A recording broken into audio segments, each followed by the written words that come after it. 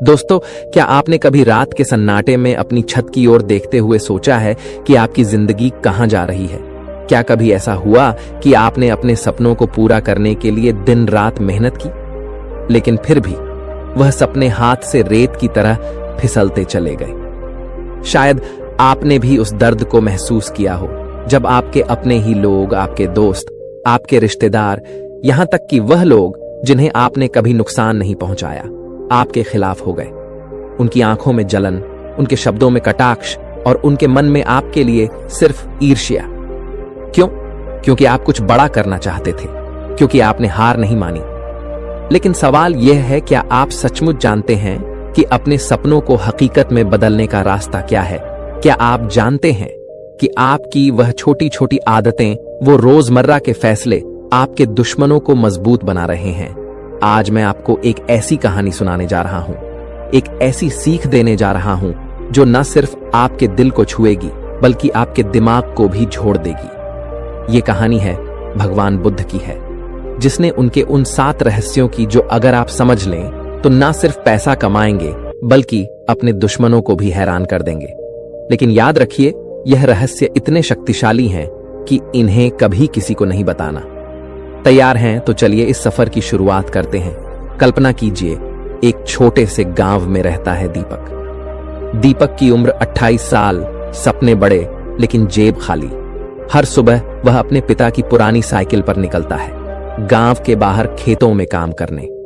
दिन भर पसीना बहाता है, लेकिन शाम को जब घर लौटता है तो उसकी मां की आंखों में वही सवाल, बेटा कब तक ऐसे ही चलेगा? दीपक के पास जवाब नहीं होता। वो बस मुस्कुरा देता है और कहता है, मां, एक दिन सब ठीक हो जाएगा। लेकिन रात को जब वो अपनी चारपाई पर लेटता है तो उसके मन में सवाल उठते हैं, क्या सचमुच सब ठीक होगा? क्या मेहनत ही काफी है? एक दिन गांव में मेला लगता है। दीपक वहां जाता है और वहां पर उसका एक पुराना दोस्त मिलता है, दिनेश। दिनेश, जो कभी दीपक के साथ स्कूल में पढ़ता था, आज एक बड़ी गाड़ी में आया है। सूट पहने, चमचमाती घड़ी और चेहरे पर वो आत्मविश्वास जो दीपक ने कभी अपने आप में नहीं देखा। दिनेश दीपक को देखकर हंसता है और कहता है, क्या हाल बना रखा है यार, अभी भी खेतों में पसीना बहा रहा है? अरे मेहनत से कुछ नहीं होता, दिमाग लगाना पड़ता है। दीपक चुपचाप सुनता है, लेकिन अंदर ही अंदर वह जल रहा होता है। उसे गुस्सा आता है, लेकिन साथ ही एक सवाल भी, क्या सचमुच मेहनत बेकार है? आप में से कितने लोग दीपक की जगह खुद को देख रहे हैं? कितने लोग ऐसे हैं जो दिन रात मेहनत करते हैं, लेकिन फिर भी लगता है कि जिंदगी वहीं की वहीं अटकी हुई है?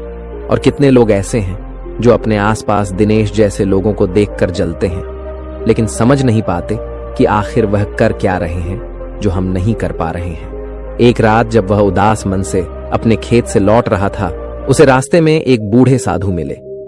साधु की आंखों में एक अजीब सी चमक थी, जैसे वह दीपक के मन की हर बात को पढ़ सकता हो।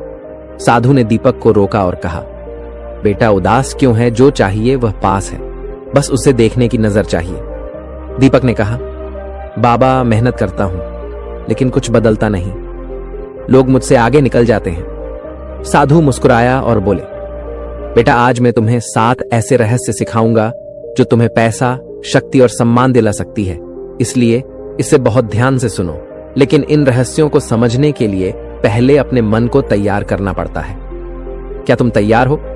दीपक ने हां में सिर हिलाया और उस रात साधु ने उसे पहला रहस्य बताया। पहला रहस्य, अपनी योजना किसी को ना बताई। साधु ने कहा, दीपक पहला रहस्य है, अपनी योजना किसी को मत बताना। तुम जो करना चाहते हो, वह सपना जो तुम्हारे सीने में धक रहा है, उसे अपने तक रखो। क्यों? क्योंकि दुनिया में 2 तरह के लोग हैं, एक वो जो तुम्हारी कामयाबी से जलते हैं और दूसरे वो जो तुम्हें नीचे खींचना चाहते हैं। अगर तुमने अपने प्लान सबको बता दिए तो वह लोग उसे तोड़ने की कोशिश करेंगे। दीपक ने पूछा, लेकिन बाबा अपने दोस्तों को भी नहीं? साधु ने कहा, दोस्त भी इंसान है बेटा, आज वह तुम्हारे साथ हैं, कल वह तुम्हारे खिलाफ हो सकते हैं। क्या तुमने कभी देखा नहीं कि लोग पहले तारीफ करते हैं और फिर मौका मिलते ही पीठ में छुरा घोंपते हैं? दीपक को दिनेश की बात याद आई। उसने सोचा, शायद दिनेश को पता होता कि मैं भी कुछ बड़ा करने की सोच रहा हूं, तो वह और ज्यादा मजाक उड़ाता। आपके साथ भी ऐसा हुआ है ना? कभी किसी को अपने सपने बताए और फिर उसने आपका मजाक उड़ाया, या उसने आपकी योजना किसी और को बता दी और वह सपना अधूरा रह गया? बुद्ध यही कहते हैं, अपने इरादों को छुपाओ और अपने कदमों को तेज करो। यह पहला रहस्य है जो आपको अपने दुश्मनों से बचाएगा। दीपक का पहला कदम और दूसरा रहस्य।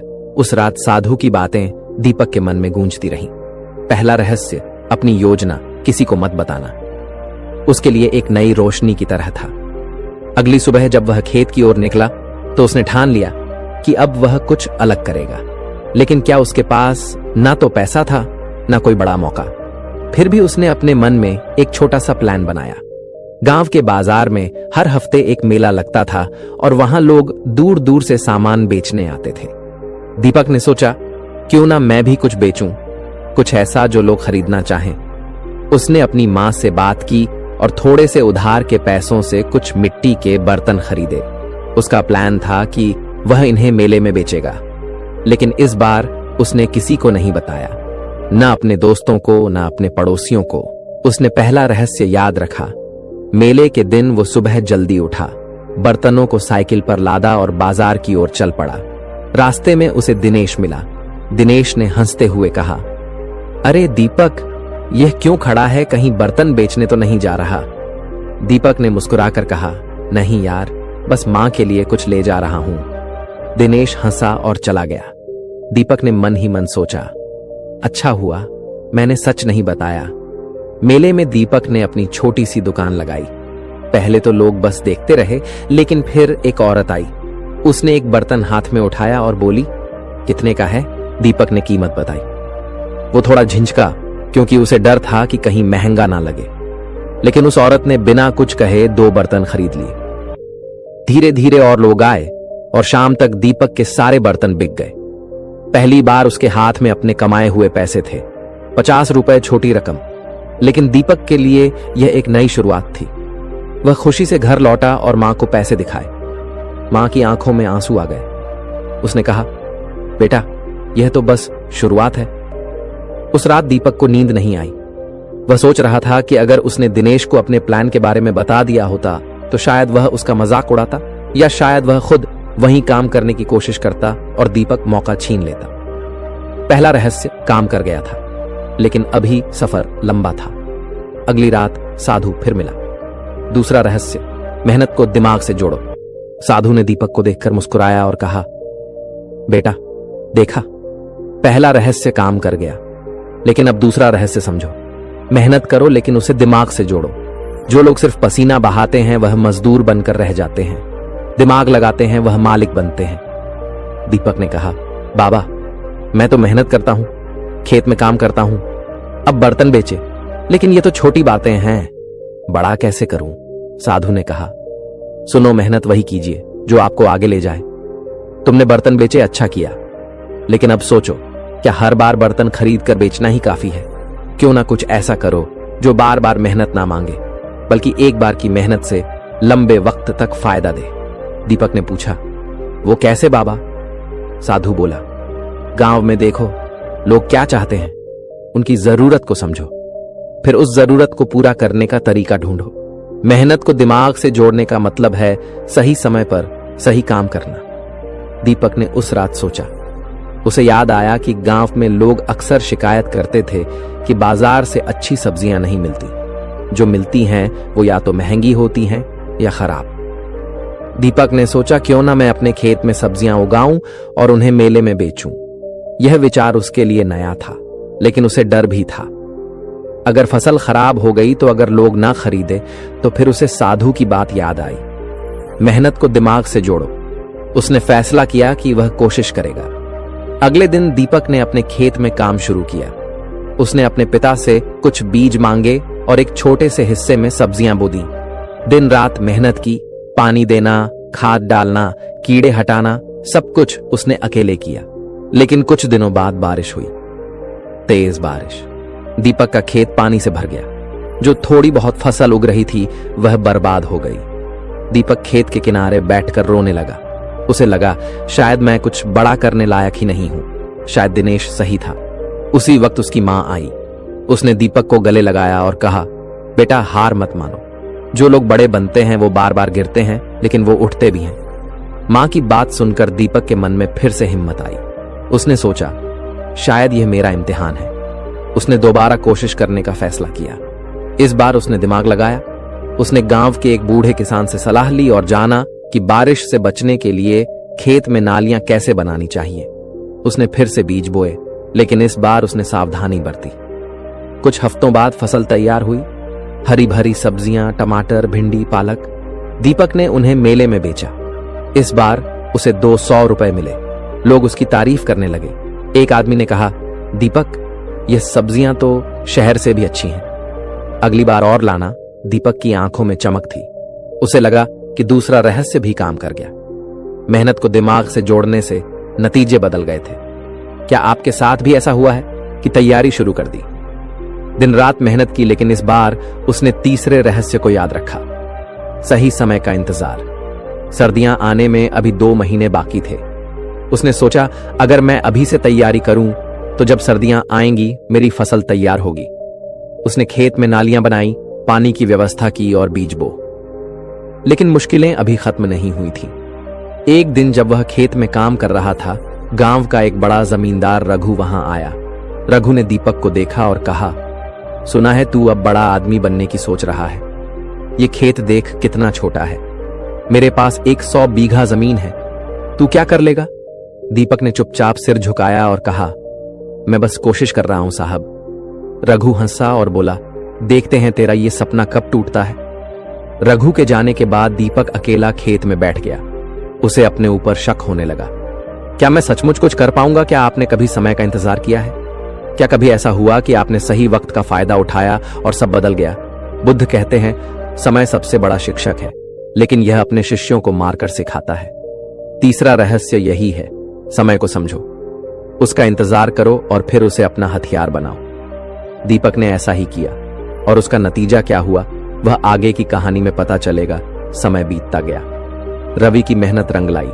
सर्दियां आईं और उसके खेत में हरी भरी सब्जियां तैयार थीं। जब वो मेले में इन्हें लेकर गया तो लोगों की भीड़ लग गई। गाजर, मूली, गोभी, सब कुछ इतना ताजा और सस्ता था कि लोग दीपक की तारीफ करते नहीं थक रहे थे। उस दिन उसने 1500 रुपए की कमाई की। पहली बार रवि के हाथ में इतने पैसे आए। वह घर लौटा और मां को पैसे दिखाए। मां ने उसे गले लगाया और कहा, बेटा, मुझे पता था कि तू कर दिखाएगा। दीपक की आंखों में खुशी के आंसू थे। उसे लगा कि शायद अब उसकी जिंदगी बदलने वाली है। गांव में दीपक का नाम होने लगा। लोग कहने लगे, देखो, दीपक ने तो कमाल कर दिया। पहले खेत में मजदूरी करता था, अब अपना काम शुरू कर दिया। लेकिन हर कामयाबी के साथ जलन भी बढ़ती है। दिनेश को यह बात बर्दाश्त नहीं हुई। एक दिन वह अपने दोस्तों के साथ दीपक के खेत पर आया। उसने मजाक में कहा, अरे दीपक, तू तो बड़ा साहूकार बन गया। अब तो तुझे हम जैसे गरीबों से बात करने का वक्त भी नहीं होगा। दीपक ने हंसकर टाल दिया, लेकिन दिनेश के शब्द में कुछ ऐसा था जो दीपक को परेशान कर गया। उसी रात साधु फिर मिला। उसने दीपक की प्रगति देखी और कहा, बेटा, तुमने समय का सही इस्तेमाल किया, लेकिन अब चौथा रहस्य सीखने का वक्त है। दीपक ने उत्साह से कहा, बताइए बाबा, मैं हर रहस्य से कुछ नया सीख रहा हूं। चौथा रहस्य, सही लोगों का चुनाव करो। साधु ने कहा, चौथा रहस्य है, सही लोगों का चुनाव करो।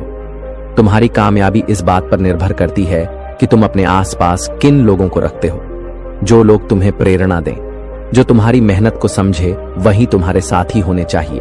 और जो लोग तुमसे जले, जो तुम्हें नीचे खींचे, उन्हें दूर रखो। दीपक ने पूछा, बाबा, लेकिन यह कैसे पता चलेगा कि कौन सही है और कौन गलत? साधु ने कहा, लोगों को उनके शब्दों से नहीं, उनके कर्मों से परखो। जो तुम्हारी कामयाबी पर खुश हो वो तुम्हारे दोस्त हैं, और जो तुम्हारी तरक्की से जले वो तुम्हारे दुश्मन। बुद्ध कहते थे, एक गलत दोस्त तुम्हारी सारी मेहनत बर्बाद कर सकता है, इसलिए सोच समझकर अपने साथी चुनो। दीपक ने दिनेश के बारे में सोचा। उसे लगा कि शायद दिनेश उसका दोस्त नहीं, बल्कि उसकी राह का कांटा है। साधु ने आगे कहा, लेकिन सिर्फ दुश्मनों से बचना ही काफी नहीं, तुम्हें ऐसे लोग भी ढूंढने होंगे जो तुम्हें आगे बढ़ने में मदद करें। अकेले इंसान कुछ नहीं कर सकता। सही लोगों का साथ तुम्हारी ताकत को 10 गुना बढ़ा देगा। दीपक ने साधु की बात को दिल में बिठा लिया। नए दोस्त और दुश्मन। अगले दिन दीपक ने अपने काम को और बड़ा करने का फैसला किया। उसने सोचा कि अगर वह गांव के बाहर के बाजारों में सब्जियां बेचे तो उसकी कमाई और बढ़ सकती है, लेकिन इसके लिए उसे मदद चाहिए थी। वह अकेले सब कुछ नहीं कर सकता था। उसने गांव में एक लड़के कमल को देखा। कमल गरीब था लेकिन मेहनती था। दीपक ने उससे बात की और कहा, कमल मेरे साथ काम करेगा, मैं तुझे हिस्सा दूंगा। कमल की आंखें चमक उठी। उसने कहा, भैया मुझे बस एक मौका चाहिए, मैं आपके साथ हूं। दीपक और कमल ने मिलकर काम शुरू किया। कमल खेत में मदद करता और दीपक सब्जियां बेचने जाता। धीरे धीरे उनकी जोड़ी मशहूर होने लगी। लोग कहते, दीपक और कमल की सब्जियां सबसे अच्छी हैं। दीपक को लगा कि साधु का चौथा रहस्य सचमुच काम कर रहा है। सही लोगों का साथ उसकी ताकत बन गया था। लेकिन हर सिक्के के दो पहलू होते हैं। एक दिन जब दीपक और कमल बाजार से लौट रहे थे, उन्हें दिनेश और उसके दोस्तों ने घेर लिया। दिनेश ने गुस्से में कहा, दीपक तू बहुत उड़ रहा है, लगता है तुझे सबक सिखाना पड़ेगा। दीपक ने शांति से कहा, दिनेश मैंने तेरा क्या बिगाड़ा है?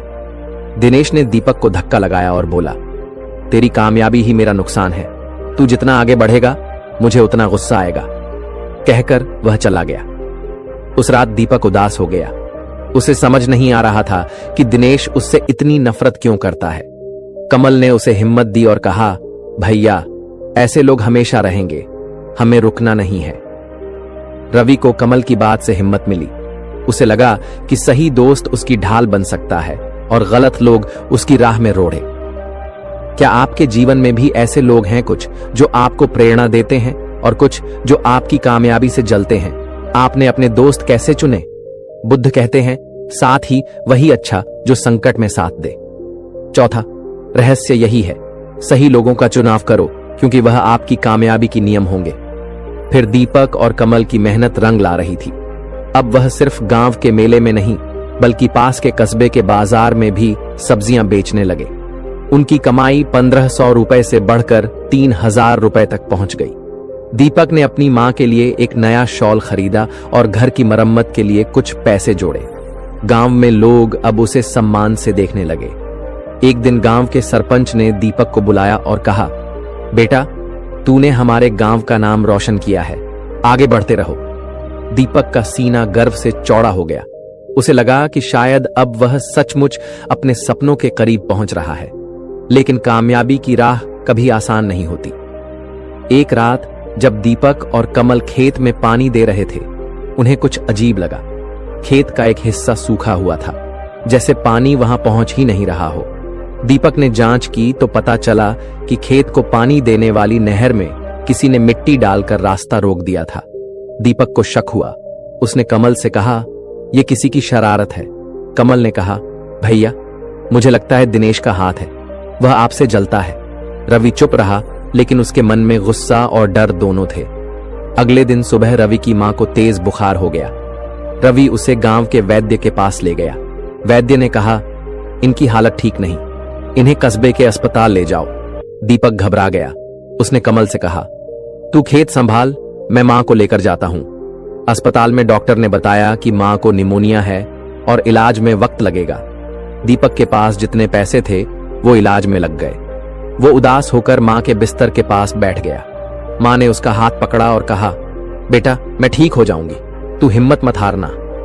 दीपक की आंखों से आंसू छलक पड़े। उसे लगा कि सब कुछ एक साथ बिखर रहा है। उसी रात साधु फिर मिला। उसने दीपक की परेशानी देखी और कहा, बेटा यह वक्त तुम्हारा इम्तिहान है, अब 5वां रहस्य सीखने का समय है। दीपक ने थकी आवाज में कहा, बाबा अब क्या बचा है, सब कुछ खत्म हो रहा है। 5वां रहस्य, धैर्य की शक्ति। साधु ने कहा, 5वां रहस्य है, धैर्य की शक्ति को समझो। जो लोग मुसीबत में टूट जाते हैं वह कभी बड़े नहीं बनते, और जो लोग धैर्य रखते हैं वह हर तूफान को पार कर जाते हैं। दीपक ने कहा, बाबा लेकिन मेरी मां बीमार है, मेरा खेत बर्बाद हो रहा है, मैं कितना धैर्य रखूं? साधु ने जवाब दिया, धैर्य का मतलब हाथ पर हाथ रखकर बैठना नहीं। धैर्य का मतलब है संकट में भी सही फैसले लेना, हिम्मत ना हारना। बुद्ध कहते हैं, जो इंसान धैर्य रखता है उसके लिए समय खुद रास्ता बना देता है। साधु ने आगे कहा, तुम्हारी मां की बीमारी एक इम्तिहान है, खेत की मुसीबत एक चुनौती है। अगर तुमने अभी हार मान ली तो तुम्हारा सारा संघर्ष बेकार हो जाएगा, लेकिन अगर तुमने धैर्य रखा तो यह वक्त भी गुजर जाएगा। दीपक ने साधु की बात सुनी और मन ही मन ठान लिया कि वह हार नहीं मानेगा। दीपक ने अगले दिन कमल को बुलाया और कहा, हमें खेत ठीक करना है। कमल ने कहा, भैया मैं आपके साथ हूं। दोनों ने मिलकर नहर की मिट्टी हटाई और पानी का रास्ता साफ किया। दीपक ने गांव के कुछ लोगों से उधार लिया और मां के इलाज का इंतजाम किया। दिन रात वह अस्पताल और खेत के बीच दौड़ता रहा। कई रातें ऐसी बीती जब वह सो नहीं पाया। उसे दिनेश पर शक था, लेकिन अभी उसका सामना करने का वक्त नहीं था। 1 हफ्ते बाद मां की हालत में सुधार हुआ। डॉक्टर ने कहा, अब खतरा टल गया है। दीपक ने राहत की सांस ली। उसी दिन वह खेत गया। फसल अभी भी बची हुई थी। उसने कमल के साथ मिलकर सब्जियां तैयार की और बाजार ले गया। इस बार उसकी कमाई 2000 रुपए हुई।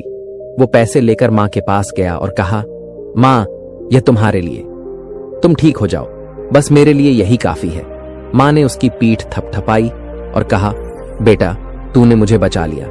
उस रात दीपक ने सोचा कि अगर उसने धैर्य ना रखा होता तो शायद वह सब कुछ खो देता। मां की बीमारी, खेत की मुसीबत, ये सब उसे तोड़ सकते थे, लेकिन धैर्य ने उसे बचाया। उसे साधु की बात याद आई, समय खुद रास्ता बना देता है। क्या आपने कभी मुसीबत में धैर्य रखा है? क्या कभी ऐसा हुआ कि सब कुछ खत्म लग रहा था, लेकिन आपने हिम्मत नहीं हारी और फिर सब ठीक हो गया? भगवान गौतम बुद्ध कहते हैं, धैर्य वह चाबी है जो हर ताले को खोल देती है। 5वां रहस्य यही है, संकट में धैर्य रखो, क्योंकि वह तुम्हारी सबसे बड़ी ताकत है। दीपक की मां की तबीयत में सुधार और बाजार में उसकी कामयाबी ने उसे नई ऊर्जा दी थी। वह अब और भी आत्मविश्वास से भरा हुआ था। उसने और कमल ने मिलकर खेत को और बड़ा करने का फैसला किया। उन्होंने गांव के कुछ और लोगों को काम पर रखा और सब्जियों की किस्में बढ़ा दी। अब वह न सिर्फ सब्जियां बेच रहे थे, बल्कि अनाज और फल भी उगा रहे थे। दीपक का नाम अब गांव से बाहर भी फैलने लगा था। लोग दूर दूर से उसकी फसल खरीदने आने लगे। लेकिन जहां कामयाबी होती है वहां दुश्मन भी बढ़ते हैं। दिनेश, जो पहले से ही दीपक की तरक्की से जल रहा था, अब और भी परेशान हो गया। उसने ठान लिया कि वह दीपक को सबक सिखाएगा। एक दिन जब दीपक बाजार में सब्जियां बेच रहा था, उसे पता चला कि उसके कुछ ग्राहक अचानक उससे सामान खरीदना बंद कर रहे हैं। वह हैरान था। उसने एक ग्राहक से पूछा, भैया क्या बात है, आपने इस बार मेरी दुकान से कुछ नहीं लिया? ग्राहक ने कहा, सुना है तुम्हारी सब्जियों में कीड़े हैं, लोग कह रहे हैं कि तुम घटिया माल बेचते हो। दीपक चौंक गया। उसने कहा, यह झूठ है, मेरी फसल सबसे अच्छी है। लेकिन ग्राहक ने कंधे उचकाए और चला गया। दीपक को समझ नहीं आ रहा था कि यह अफवाहें कौन फैला रहा है। तभी कमल दौड़ता हुआ आया और बोला, भैया मुझे पता चला है कि दिनेश और उसके दोस्त गांव में यह बातें फैला रहे हैं, वो आपका नाम खराब कर रहे हैं। दीपक का चेहरा गुस्से से लाल हो गया। उसने कहा, यह बहुत गलत है, मैंने कभी किसी का बुरा नहीं किया। कमल ने कहा, भैया अब क्या करें? दीपक ने कहा, मैं दिनेश से बात करूंगा। लेकिन कमल ने मना किया, नहीं भैया, वो आपकी बात नहीं सुनेगा, वह तो आपसे और भी जलता है। उसी रात दीपक उदास मन से खेत में बैठा था। तभी साधु आया। उसने दीपक की परेशानी देखी और कहा, बेटा अब छठा रहस्य सीखने का वक्त है। दीपक ने थकी आवाज में कहा, बाबा मेरे दुश्मन मुझे बर्बाद करने पर तुले हैं, मैं क्या करूं? छठा रहस्य, अपने दुश्मनों को समझो। साधु ने कहा, छठा रहस्य है, अपने दुश्मनों को समझो। जो लोग तुमसे जलते हैं उनके मन में क्या चल रहा है, यह जानना जरूरी है। अगर तुम अपने दुश्मन की कमजोरी और उसकी सोच को समझ लोगे तो तुम उसे हरा सकते हो। दीपक ने पूछा, बाबा लेकिन दिनेश तो बस मुझसे नफरत करता है, उसकी सोच क्या होगी? साधु ने कहा, दुश्मन की सोच को समझने के लिए तुम्हें उसके जैसा सोचना होगा। दिनेश तुमसे जलता है क्योंकि वह तुम्हारी कामयाबी को अपना अपमान समझता है। वो चाहता है कि तुम असफल हो जाओ ताकि वह खुद को बेहतर साबित कर सके। लेकिन उसकी यह जलन उसकी कमजोरी है, तुम्हें उसकी इस कमजोरी का फायदा उठाना होगा। दीपक ने कहा, लेकिन कैसे बाबा? साधु ने जवाब दिया, बुद्ध कहते हैं दुश्मन को हराने के लिए पहले उसे जानो। तुम्हें पता लगाना होगा कि दिनेश क्या चाहता है, उसकी क्या योजना है। फिर तुम उसके खिलाफ रणनीति बना सकते हो, लेकिन याद रखो, गुस्से में कोई फैसला मत करना। शांति से सोचो और कदम उठाओ। दीपक ने साधु की बात को ध्यान से सुना और मन ही मन एक योजना बनानी शुरू की। अगले दिन दीपक ने कमल को बुलाया और कहा, हमें दिनेश की साजिश का जवाब देना होगा। लेकिन समझदारी से कमल ने पूछा, क्या करें भैया? दीपक ने कहा, पहले तो हमें पता लगाना होगा कि वह और क्या करने वाला है। शायद वह मेरी फसल को नुकसान पहुंचाने की कोशिश करे। हमें खेत की सुरक्षा करनी होगी। उसने गांव के कुछ भरोसेमंद लोगों को खेत की रखवाली के लिए रखा। इसके बाद दीपक ने गांव के सरपंच से मिलकर अपनी समस्या बताई। सरपंच ने कहा, बेटा, मैं तुम्हारे साथ हूं। अगर दिनेश ने कोई गलत हरकत की तो मैं उससे बात करूंगा। दीपक को थोड़ी राहत मिली। फिर उसने बाजार में अपने ग्राहकों से मिलकर दिनेश की अफवाहों का खंडन किया। उसने कहा, आप खुद देख लीजिए, मेरी फसल सबसे अच्छी है। अगर किसी को शक हो तो वह मेरे खेत पर आकर देख सकता है। कुछ ग्राहकों ने उसकी बात मानी और उसकी ईमानदारी पर भरोसा किया, लेकिन दिनेश रुका नहीं। एक रात जब दीपक और कमल खेत में नहीं थे, दिनेश और उसके दोस्तों ने खेत में आग लगाने की कोशिश की, लेकिन दीपक ने पहले से ही रखवाली का इंतजाम कर रखा था। गांव के लोगों ने दिनेश को पकड़ लिया और सरपंच के पास ले गए। सरपंच ने दिनेश को डांटा और कहा, तुम्हें शर्म आनी चाहिए। दीपक ने कभी तुम्हारा बुरा नहीं किया और तुम उसकी मेहनत को बर्बाद करने पर तुले हो। दिनेश शर्मिंदा हो गया। उसने माफी मांगी और वादा किया कि वह दोबारा ऐसी हरकत नहीं करेगा। दीपक ने दिनेश को माफ कर दिया, लेकिन उसने मन ही मन सोचा, मैंने अपने दुश्मन को समझा और उसकी साजिश को नाकाम कर दिया। उस रात साधु मिला और बोला, बेटा, तुमने छठा रहस्य सीख लिया। अब तुम्हें कोई नहीं रोक सकता। क्या आपने कभी अपने दुश्मनों को समझने की कोशिश की है?